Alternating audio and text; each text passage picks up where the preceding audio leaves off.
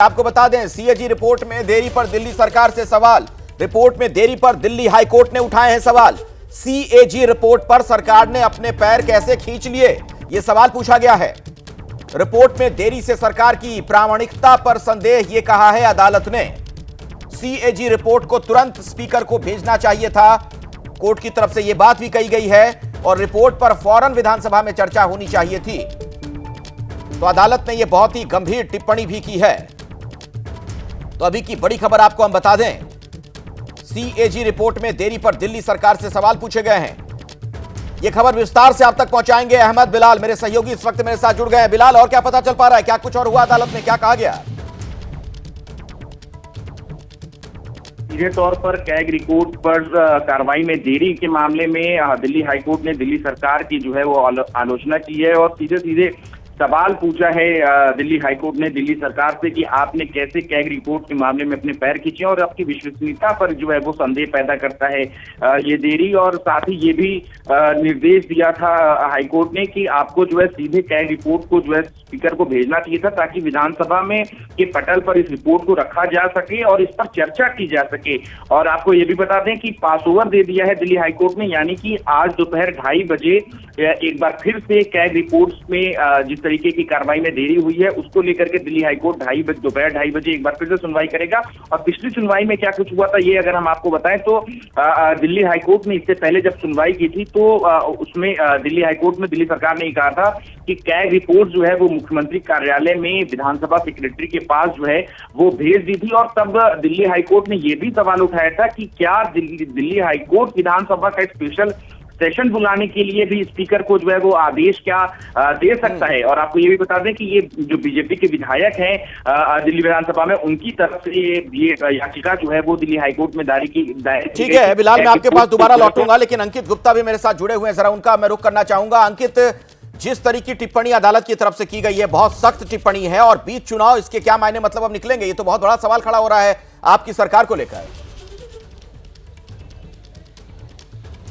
निश्चित तौर पर अखिलेश, और जिस तरीके से दिल्ली हाईकोर्ट ने टिप्पणी की है उसमें टिप्पणी में यहां तक कह दिया है कि एक दुर्भाग्यपूर्ण मामला है, और दुर्भाग्यपूर्ण मामला करार देते हुए इसी में एक और पॉइंट बता देता हूं कि हाईकोर्ट ने हालांकि जरूर कहा है, क्योंकि जो है चुनावों की तारीखों का ऐलान हो गया, ऐसे में विशेष सत्र तो क्या बुलाना मुमकिन है ऐसी परिस्थितियों में, ये हम देखेंगे। लेकिन निश्चित तौर पर जिस तरीके से हाईकोर्ट की टिप्पणी सामने आई है उससे आम आदमी पार्टी सरकार के ऊपर एक जो है बड़ा सवाल जरूर खड़ा होता है। क्यों? क्योंकि जो हाईकोर्ट ने साफ तौर पर कहा जब ये सीएजी की रिपोर्ट आई थी तो उसको जो टेबल करना चाहिए था, लेकिन जिस तरीके से नहीं किया गया उसको दुर्भाग्यपूर्ण करार दिया है। और ये क्यों महत्वपूर्ण है? ये महत्वपूर्ण इस वजह से है क्योंकि सीएजी की रिपोर्ट में जो तथ्य निकल के सामने आए हैं, 2026 करोड़ रुपए के जो रेवेन्यू लॉस की बात कही गई है, और बीजेपी इसको एक बड़ा मुद्दा बनाए हुए है कि किस तरीके से जो आम आदमी पार्टी के नेता हैं उन्होंने जो है पैसा जो है इसके जरिए बनाया है, घोटाला किया है, और आम जनता को 2026 करोड़ रुपए का नुकसान हुआ है। यानी कि दिल्ली की जनता को करोड़ों रुपए का नुकसान झेलना पड़ा। क्यों? क्योंकि घोटाला किया आम आदमी पार्टी ने। ऐसे में चुनावी सीजन में, जबकि जो चुनाव की तारीखों का ऐलान हो चुका है, अब से 20-22 दिनों बाद जो वोट होने हैं, तो उससे पहले हाईकोर्ट की टिप्पणी निश्चित तौर पर बीजेपी के लिए एक नया हथियार के तौर पर जरूर सामने आई है।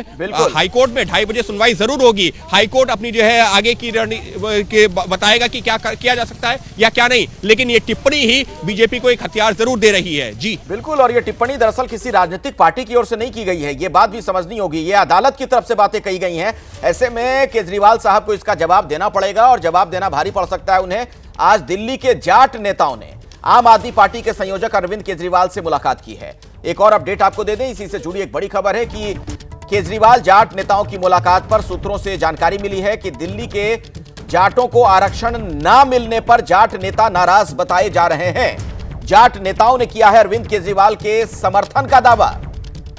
सूत्रों के हवाले से हमें पता चल रहा है केजरीवाल ने दिया भरोसा, सत्ता में आए तो जाटों को देंगे आरक्षण।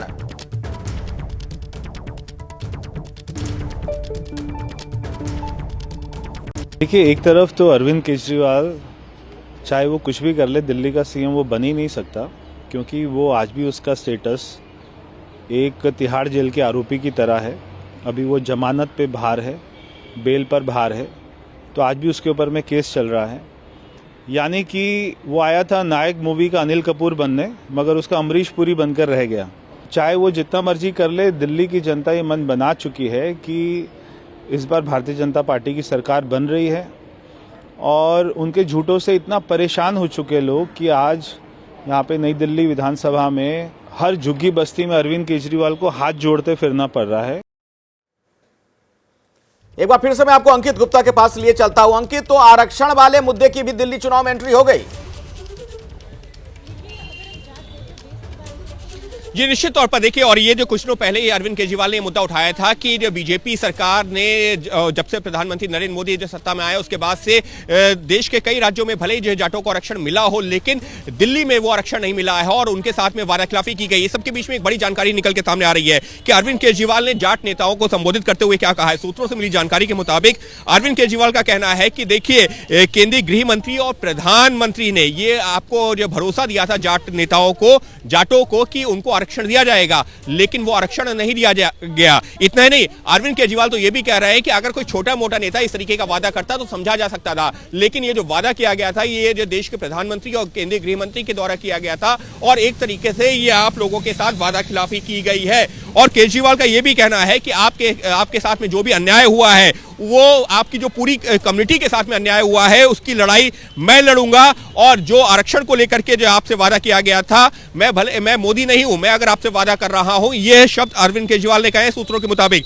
कि मैं जो है मोदी नहीं हूं, मैं प्रधानमंत्री नरेंद्र मोदी नहीं हूं कि आपसे वादा कर दिया उसको पूरा नहीं करूंगा, मैं जो आपसे वादा कर रहा हूं उसको पूरा करूंगा। अखिलेश, ये समझना होगा कि जाट आरक्षण ये इतना बड़ा मुद्दा क्यों है। इतना बड़ा मुद्दा इस वजह से है क्योंकि दिल्ली की कई विधानसभा ऐसी है, खासतौर पर बाहरी दिल्ली की, जहां पर जो ग्रामीण इलाके आते हैं, जहां पर जाट समुदाय की अच्छी खासी आबादी है। और कुछ दिनों पहले जब अरविंद केजरीवाल ने जाट आरक्षण का मुद्दा उठाया था तो बीजेपी की तरफ से काउंटर करते हुए यह कहा गया था कि अरविंद केजरीवाल पिछले 11 साल से जो दिल्ली की सत्ता में है और जब से ओबीसी कमीशन बना है उसके बाद से प्रक्रिया यह है कि कोई भी जो राज्य सरकार जब तक वो जो है उसके पास में प्रपोजल नहीं भेजती, आरक्षण नहीं दिया जा सकता। और केजरीवाल सरकार ने वो प्रपोजल भेजा ही नहीं था, तो पूरा जो है इस समय वाद विवाद चल रहा है जाट वोटों को लेकर।